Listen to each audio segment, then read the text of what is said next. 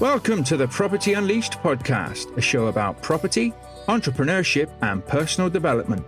This show is designed to give you the foundations and building blocks to move forward on your journey and live a more inspired life. Hello and welcome to the Property Unleashed podcast. My name is Mark Fitzgerald and it's fantastic to have you joining me today. I just wanted to start by letting you all know that I plan on making this a weekly podcast. So we're going to be looking at really every Thursday morning for a new episode to be released. And I would also like to take this opportunity to thank each and every one of you who have listened to the podcast, subscribed, and also been kind enough to leave a review. Your support has been humbling, and it really is what this is all about. So again, cheers for that, guys. So, today's show is an absolute belter. Quitting the 9 to 5. I don't know about you, but I used to really enjoy my corporate 9 to 5 job. Well, for the most part anyway. Until really, I just didn't. I was a manager, and to be fair, I loved the challenge and the chance to make things better and make things happen. But like with anything in life, you get bored. And if you haven't got, anything to look up to or try to strive for, then as humans, we need to be able to focus on something. We need to know whether we're doing a good enough job. Otherwise, you're just going through the motions. And I think that's where it all goes wrong with a lot of jobs. You end up, doesn't really matter how passionate you are, just going through the motions. And that's no good for you, and that's no good for the employee. And really, the employee should know that to keep his staff focused, to keep his staff motivated, they need to take the time to develop their people, in which case you'll have more loyal people. People change jobs at left, right and centre at the moment, which, back in the old days was never even heard of. But you do need to have a common purpose with the company to be able to strive and all push in the same direction. And I really do feel and believe that that is missing in jobs and society today. I used to love building teams of people who worked well together, but with that also came its challenges. It was fun and it kept me motivated for a really good length of time. But as time passes and things change, you start to feel less and less valued by your employee. Well, I did. One of the main problems is the big wigs at the top lose touch of what got them there and how to do things in a way that keep people interested and content. I appreciate you can't please everyone, but you can conduct yourself in a way that at least shows the teams that work for you that you appreciate them. That's why I see so many people now wanting to get out of jobs, wanting to do things for themselves. Now, if you're not in that category and you absolutely love your job and have a spring in your step, well, I have admiration for you. I'd love to still be in a position where I was completely in love with my job and more than happy to be there. If you are listening to this and that is you, then fair play, because I was like that for so many years. And it was a great feeling at times. This is not a doom and gloom podcast at all. This isn't one to say you should never get a job and you should never work a 9 to 5, because there is a time and a place for everything. And if you enjoy that and that makes you happy, there's nothing wrong with you. It's not for everybody. But if you found the place where you are at your best and you're happy and you're in a workplace with, maybe it's the people around you that you love to be around. Maybe it's not. Maybe you just enjoy getting up the corporate ladder, trying to find that next step, going for that pay rise. That is brilliant. And everybody has to have their own path in life that they're driven for. I used to work hard. I was a loyal employee and I was making things happen and hitting targets when we had all the parts. But through lack of opportunities, my enthusiasm disappeared. And I just found myself going through the motions day to day. And that is no way to live your life. You can end up just feeling stuck with nowhere to turn. I bet many of you listening can relate to this. It's a bad place to be.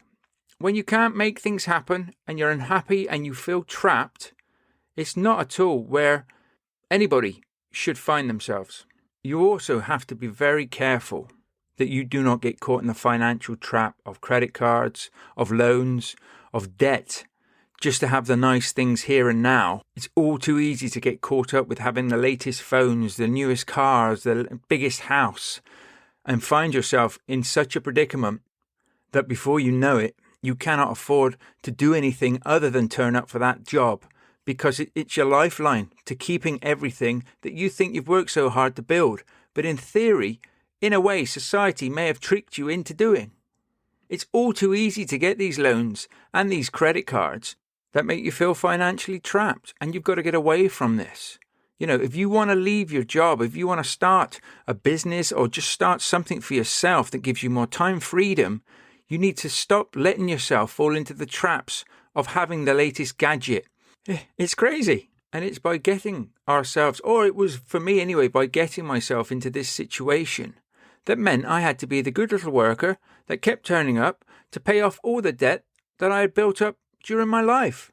Now, I've been lucky in the sense that I have spent a lot of the years making sure I didn't get into debt. I got into debt when I was younger, but I've tried to stick well clear of debt ever since. It's all too easy to find yourself in a really bad position. And while this podcast isn't about finances and debt management, I do have some good tips and tricks that I can share with you on future episodes of how to get out of debt in the quickest possible way. So while I left my job through voluntary redundancy, that wasn't the plan. I had a plan of 12 months to get me out of my job and to make sure that I had more time freedom and I was building a business for myself and for my family. And the legacy piece is the massive piece. It's what it drives me to go on. The reason I do the deals I do now, and the reason that I actually build the businesses I build now, is a legacy for my children. So it's a bit of peace of mind, not only for me in later years in life, but also for my children. So you want to quit the 9-to-5 job, but you don't know where to start. Let me help you with that. I would say the best place to start is with you.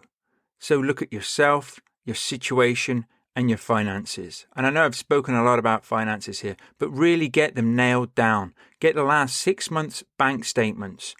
Go through them, see what you're spending money on, where you can cut back. You don't have to be completely frugal in the sense that you cannot live your life, but get it in check. Make sure you're not paying for things you're not using. Make sure if you can downgrade things or even switch things over, that'll save you a few pounds. Because at the end of the day, what you really need to know is what your lifeline or your life balance, as I like to call it, is. What is the minimum you could live on for 6 to 12 months if you had to start your own business? When I did this for myself, I was completely and utterly amazed. I was probably thinking easily £1,000 more than I actually needed to survive. So it can really enlighten you, and it can change your whole mindset on how you can get out of your job and move yourself through the motions of starting your own business. So once you know this figure of what you can live on, try and live on it. Spend a couple of months living on that figure and see how it feels. See how you get on. You will make mistakes and things will pop up that you didn't expect, but put it into motion and have that faith in the fact that you can actually live on that amount of money. And then start saving what you're not spending. So if you're still earning the same amount of money, but you're only using, let's say for argument's sake, half of it, the other half you put into savings. Start saving. That's your nest egg. That's what's going to build you a company. And we're going to use this money, or we're going to have this money in the background later on that is going to be a complete and utter game changer. The next thing that you need to do is you need to know what you're going to do. So if you're listening to this podcast, you're either an entrepreneur, you want to be an entrepreneur, you're into property, or you're just into businesses. Any which way, you need to have that one business idea. One, not 5, 1. Concentrate on something, be the best at it, make sure you nail it before you move on to do anything else. That is probably one of the hardest things as humans that we try and do, because we look at different opportunities all the time. And I was always looking at different things, as I've said in previous episodes. But once I finally nailed it down to one item, one business, my life changed. I've become an expert in that business. I have become a professional. I have businesses that are set up. How many times do I want to say business in this podcast? But you get where I'm coming from. So the next thing that really is important is how much time a week can you dedicate to your chosen idea. You need to be able to set time for this. This is the life-changing part. This is the part that you shouldn't have any actual trouble finding time for. Now, if you've got a big family or you're on your own and you've got children to look after or people to care for, it can be very, very challenging and difficult. If your children are up early, then maybe you have to stay up a bit later at night and stick an hour or two in the diary to make sure that you're moving forward with your plan. If you can get up a bit earlier before everybody else, which was always my idea, which was to get up a couple of hours earlier in the day and make sure that I got the most important things done that day, which was my business and was moving me forward in my own personal education. So you need to set time aside to be able to put your plan into fruition and make sure that it happens. As the great Jim Rohn says, change your thinking to change your life. If it's not working for you now, stop doing it. Change what you're doing and find something that does work for you and does help you progress and move forward. So if you've even just done those 2 tasks, you've got your finances in order, you know what your strategy and your plan is to achieve, then we can go back to that money that you're saving. So over the time, and it will take time. Let's not beat around the bush here. It takes time to build anything, to grow anything. And under no illusions, you can do things, you can get things done quite quickly. It depends how much time you have and how much you can actually put into it. But what you will find is over time your knowledge will grow, your business will grow, and also your finances will grow. Because if you are saving this money, if you are living, to that figure, that to a point is your financial freedom figure, then you are growing your finances in the background with the money you're saving whilst you're still working. So it is a means to an end. The job is a means to an end. Don't try and rush out of the job as quickly as possible. Use the job to your advantage. Go to work, do the best job you can do, earn your money, live on that financial freedom figure, and save the rest. And what you really want to be looking for is at least a minimum of 3 months savings that are your financial freedom figure. So you could survive for a minimum of 3 months with no work if everything stopped. And you wouldn't have to worry about anything. You wouldn't have to change the way that you're living now. You could live for 3 months without having to worry about having a job. And that is massive. That mindset gain that you'll get from that is humongous. 6 months is an absolute joy to have. You have 6 months of money behind you, knowing you could live your life the way you're living it. You can pay everything that you need to pay, and you've got 6 months of money there. Your mindset will be completely focused on the task at hand. It is massively freeing to be able to just focus on what you need to focus on building that business, to focus on getting those deals, rather than worrying about, oh my God, I'm running out of money. 6 months is a long time. And as long as you don't rest on your laurels and you keep pushing and you keep getting out there for those deals, they will come along. Property or business is a numbers game. If you need clients, if you need customers, you need to be putting yourself out there time and time and time again. And eventually, you'll reap the rewards. And a lot of the time it happens is it all goes very, very quiet. And then, it's like buses. 3 come along at once. So none of this can't be done while still having a job. And it gives you the opportunity. This was my plan for the 12 months. It was basically get the education that I needed, learn what I needed to learn, or however you want to do it. Make sure you've got some money behind you, backing you. If you've got the job that you hate, it's a means to an end. Practice being the best person you could be at that job, because obviously when it's your business, you want to make sure that you can still roll on and be the best person in the business. So don't slack off and give yourself bad habits. Make sure you're focusing on it. Make sure when you do leave your business or your company or whatever you're working for, that they're really sorry to see you go. They're not smiling and saying that they're happy to see the back of you. You want them there saying, oh my God, you're not going, are you? What am I going to do now? Because you know then that you've contributed in such a way that if you put all of that effort into your own business, you're onto a winner.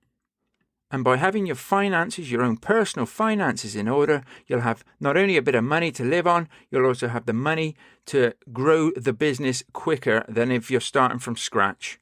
I was lucky enough to take voluntary redundancy, which gave me that lump sum, which gave me that figure to be able to live on. I had 6 months worth of money, and I had to make things happen in 6 months, or it was a case of going back to work. Now, that is the worst that can happen at the end of the day, but I wouldn't jump the ship too early. The opportunity came for me to do so, and I did. And if it does for you, make those decisions. Don't go off of what I'm saying here. You have to make your own decisions, but you've got to do what's right for you. I see a lot of people jumping ship too early, and then they spend more time trying to find work, trying to find a job, than they are actually focusing on building up their own business because they've ran out of money. So make sure that's not you, and even stay in the job longer if you can than you need to for that money if you're happy to do so.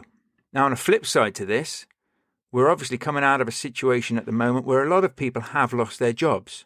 And if you're one of those, I'm very sorry to hear that. But now may be your time. Now may be the time to start that thing for yourself, that business, as I keep saying. If you've got the time, put it to good use. Don't sit around watching Netflix. You can do that later on.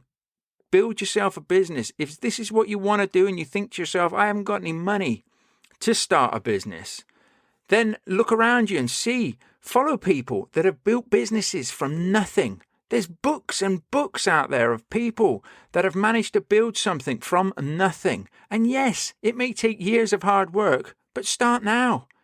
When was the best time to buy a house? 10 years ago. When's the next best time to buy a house? Now. Do it now. Okay? Everybody now needs to think of this new era that we're coming out of now. We're coming out into a new world. Look at it as the rebirth of you. I certainly have this year. I've decided this year, coming out of this lockdown, that I am going to be a different person. I'm going to be a leaner, meaner, fitter person. And I am going to be different. Completely different. I've read books. I've got fit. I've lost weight. I feel great. I've maintained my businesses. And, 2021 is going to be a big year. We've started a podcast and I'm here to help people. I'm here to help you. If you need help, reach out to me. And if I can in any way, I will support and help you and give you a few ideas on what you can do in your own situations. We all have 24 hours in a day, and it's all about how you use them. I always thought I was too busy, and I still have days where I plan out what I want to achieve and it all goes out the window. I feel like I have achieved nothing and can sometimes be a bit down on myself for that. But now I reset, I look at what's happened, how I can change that, and make sure that the next day doesn't get lost like the day that I've just had. And that puts a spring in my step. No point in beating yourself up over it. All this will take time. That is why you have to enjoy it. When I look to get fitter and lose some weight, my old mindset was to eat healthily, exercise daily, and then something would happen, or I would find myself too tired to cook, and I would order a takeaway and eat some junk food.